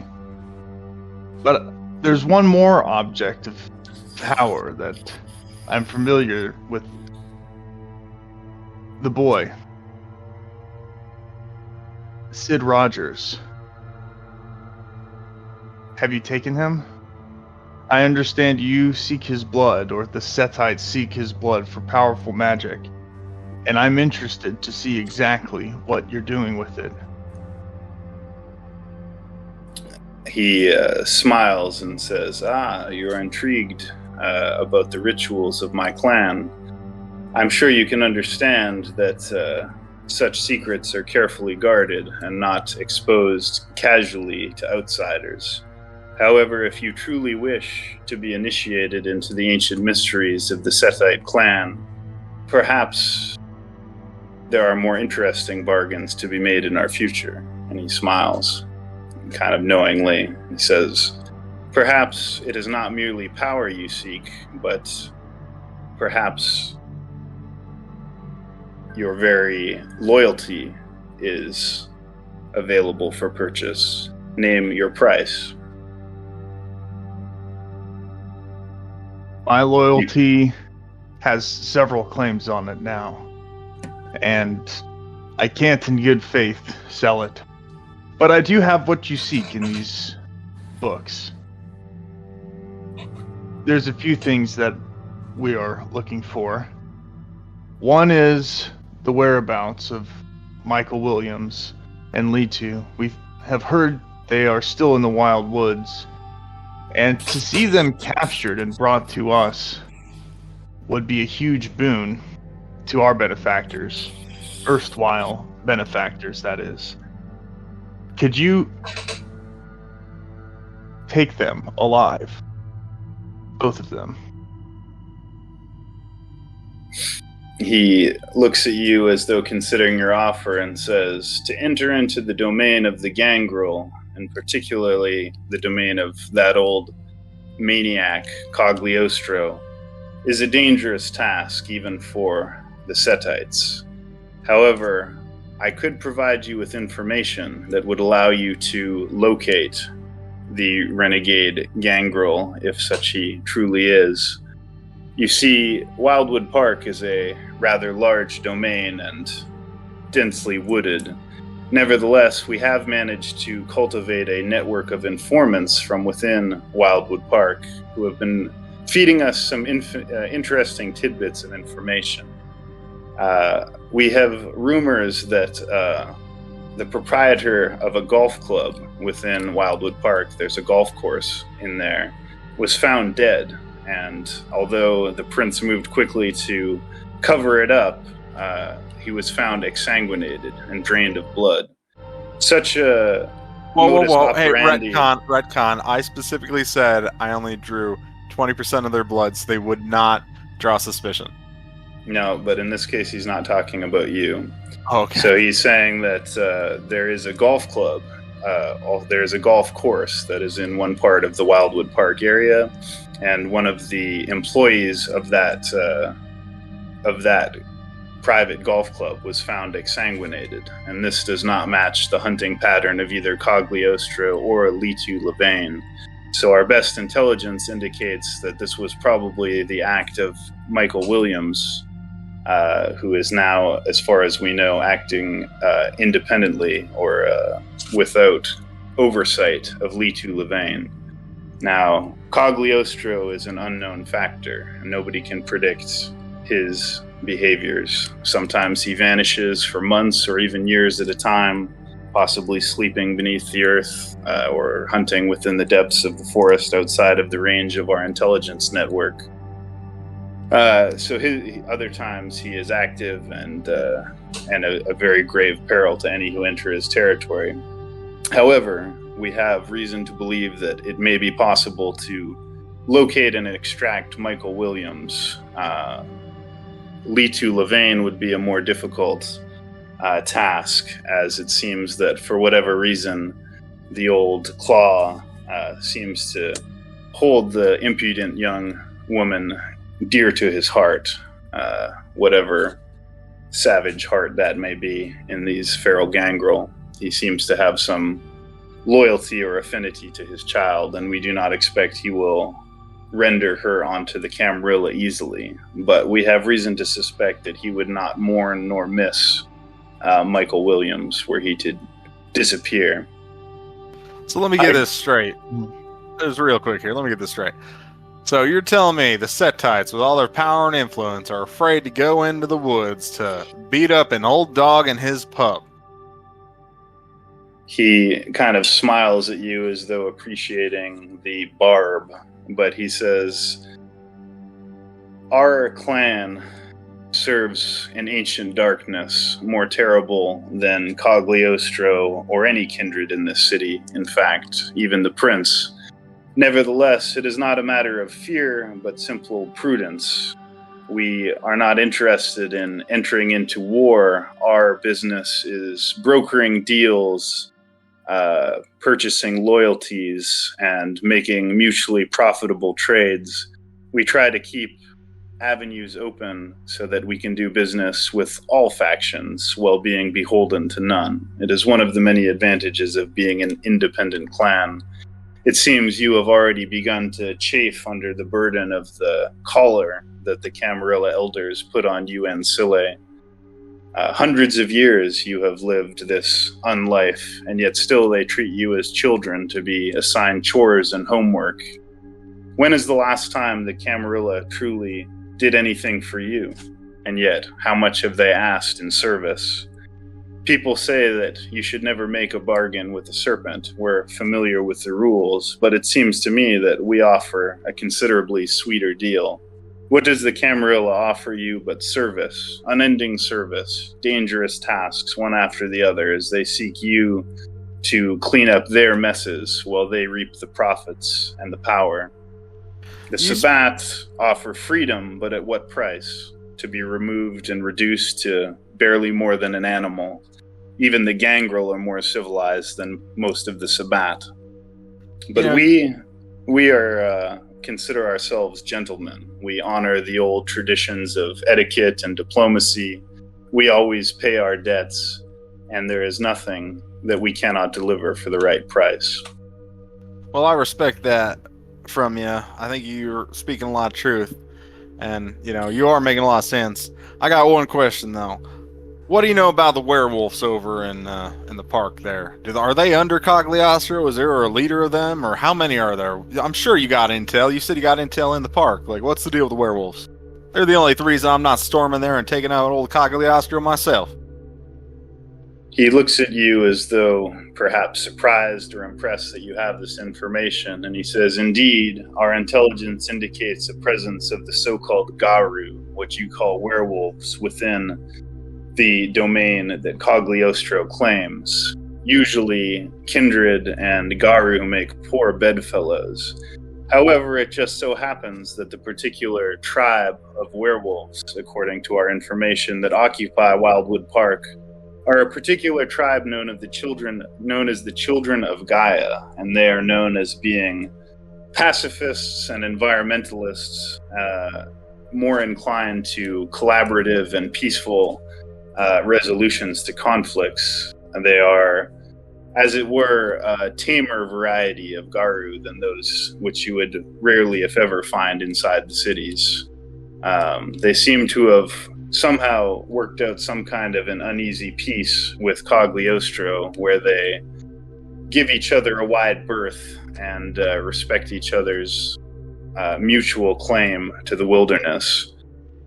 We do not believe that the werewolves are in service of Cagliostro, nor necessarily that they are friends or allies, but they do seem to have worked out some kind of a tenuous coexistence. However, I cannot guarantee that they will not be a threat or a risk when you are in Cagliostro's territory. They are, after all, werewolves, and traditionally they despise our kind and exterminate us while they can. But again, the Children of Gaia are somewhat unusual in that they tend to favor peaceful diplomatic solutions even with our kind, or at least it seems with the Gangrel. Perhaps they find some feral affinity, as they are both in different ways beasts of the wild.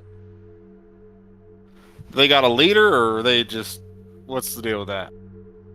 As far as we can tell, they're more of a collective of kindred, or not kindred, but what they call kith, I suppose. They're a family of sorts. Whether they have a specific leader, we have not been able to discern that. We don't know how many of the werewolves occupy the park either. As this conversation is going on, I'm like kind of actually starting to turn away. I look first and then take a few steps and then take a few more, and I'm looking at some of the images and paintings and symbols that they have around. Like, yeah, it's all very interesting, but I turn around and say, Armani, I'm underwhelmed. You're unable to deliver us what we ask, or unwilling, and you demand a greater bargain than I'm willing to pay at the moment for these books.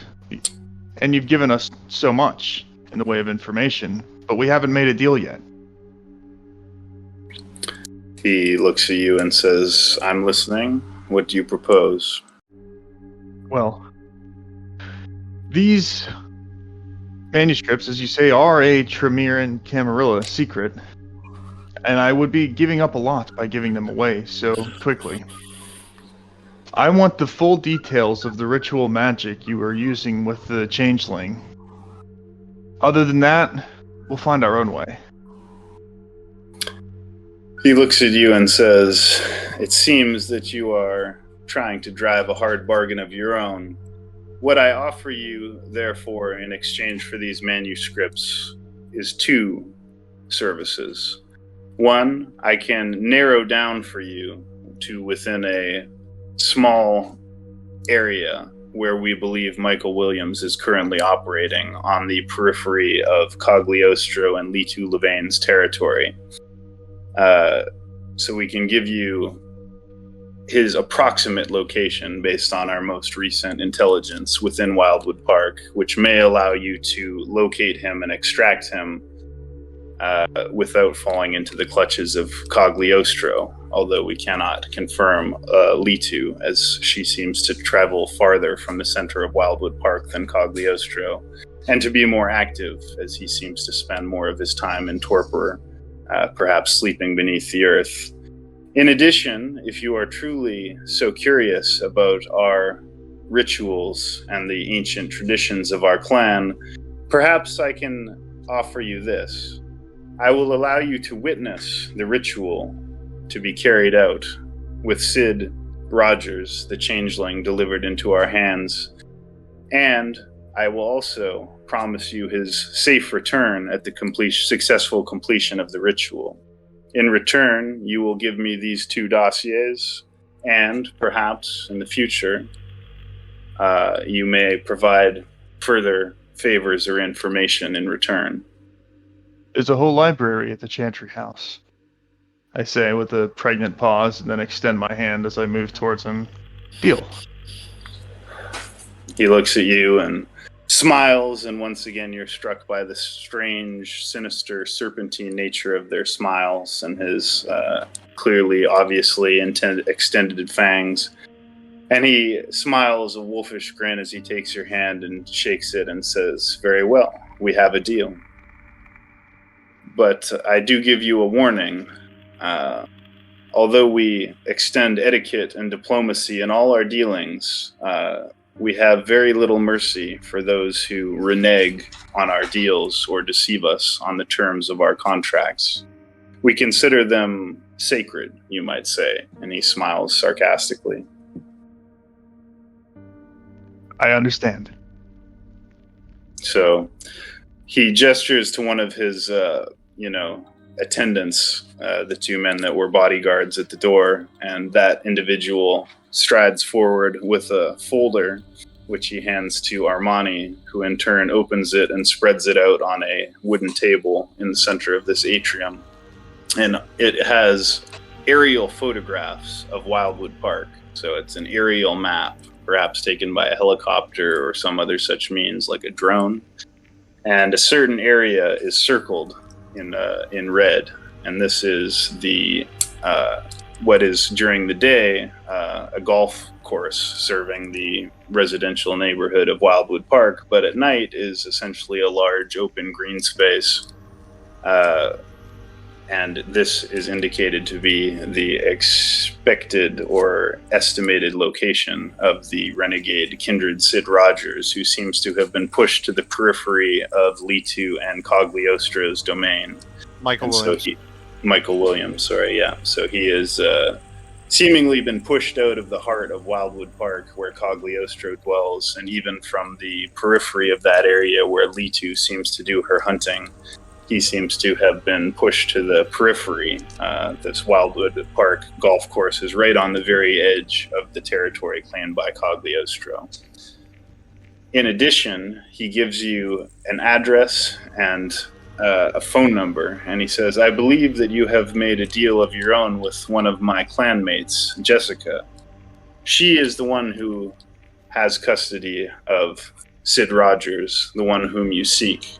The ritual will take place the following night under the, we'll say, new moon. I don't know what the actual moon phase is, but we'll say under the new moon tomorrow night. If you wish to witness the ritual, you may do so, but I warn you, what you see may change you in ways that you do not expect.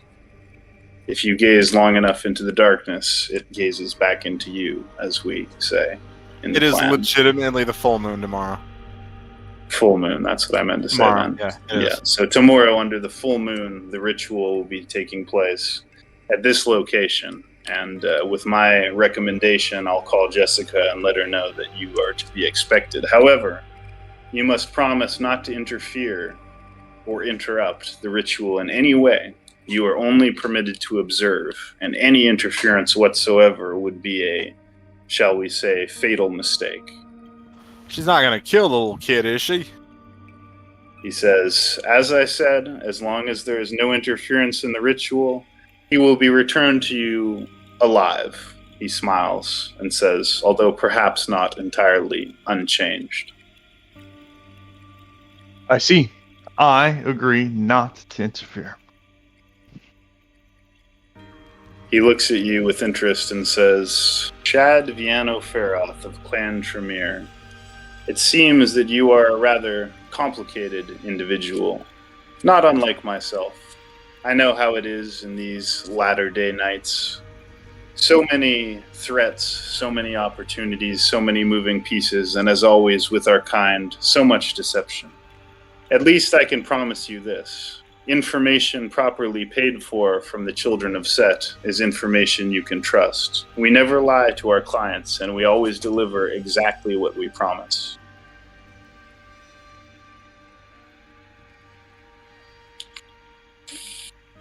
It's nice to have somebody you can trust, I say, with like a very sharp smile. As if I obviously don't trust this guy even a little bit, you know? Right. He smiles and says, don't trust me, trust the reputation of my clan, but fear it and respect it also. There are very few better friends to have, but no worse enemies. He looks at you again from behind his inscrutable, circular, black, gold-rimmed glasses. You get a distinct sense of, as you say, distrust and some kind of distaste for this character. He kind of radiates a dishonest or malevolent sort of corruption that you can't quite put your fingers on, but nevertheless you sense the truth in his words. And over the dossier for the eschatological text, not for the enchant talisman text. He takes it in his hands and he says, I trust you, right? And he puts it in a drawer inside of the desk that it was previously set out on. And he says, is there anything else I can offer you while you're here? Perhaps some refreshment. And as he says that, a very beautiful woman wearing a elegant red dress with black hair and pale skin and green eyes enters the room through a back door with a tray of silver on which are a few fluted glasses full of red liquid. He says, a drink perhaps to our new arrangement, and offers you both a glass. I turn it down because I already had a drink from him before, and No thanks, I never know if he's putting his own blood in there. Mm-hmm. Yeah, no, thank you. I'm full, and I've already sold 2 souls tonight. Don't need to make it a third. He smiles sort of knowingly, as though he didn't expect you to accept the drink, but he said, well, you must understand, we in the Setite clan take the rule of hospitality very seriously. Nevertheless, I understand that you are very busy. From the sounds of it, you have many different agendas to pursue and many different masters, and he kind of smiles, or supposed masters to serve. Let me tell you one last thing before you go. Wherever you are, whatever you do, we're always watching, so do not betray us. It would be the last and worst mistake you ever make. And then he says, nevertheless, I must thank you. You honor me with your presence, and I look forward to future profitable business. It seems that some of the Camarilla are starting to see reason and recognize that although we may not be seeing eye to eye, we do have mutually beneficial interests. The Setites have no desire to see this city fall to the Sabbat. 2 Sabbat cities would be an unacceptable disruption of the status quo, and that is bad for profits. I nod knowingly.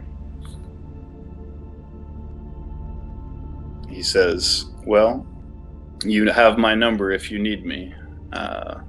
Don't hesitate to call. And he kind of turn and walk out the front door without a further response. Yep, I'm already out there. So you exit the Freemasonic temple, which was the domain of at least this particular Setite, armed with 2 pieces of information. One, a estimated assessment of the likely location of Michael Williams within the domain of Cagliostro Claw, and secondarily with the address and invitation to bear witness to what is presumably a secret Setite occult ritual, the nature of which you have only dark hintings of, but which you have been promised an opportunity to observe. Okay. Do you guys want to end it here? Or, I don't know, Callan just popped in. We want to go hunt down Litu and Michael before the end of the session. I think that... Yeah. What were you going to say? Well, I was going to say, if Callan's here, I mean, we could grab him and go pick up Michael Williams. I don't think that'd be too difficult if he's on the outskirts, kind of a loner. Or at least begin the investigation there with the location and the golf club, and we can do our own tracking and stuff if the information's good. It's up to you guys, Shogun.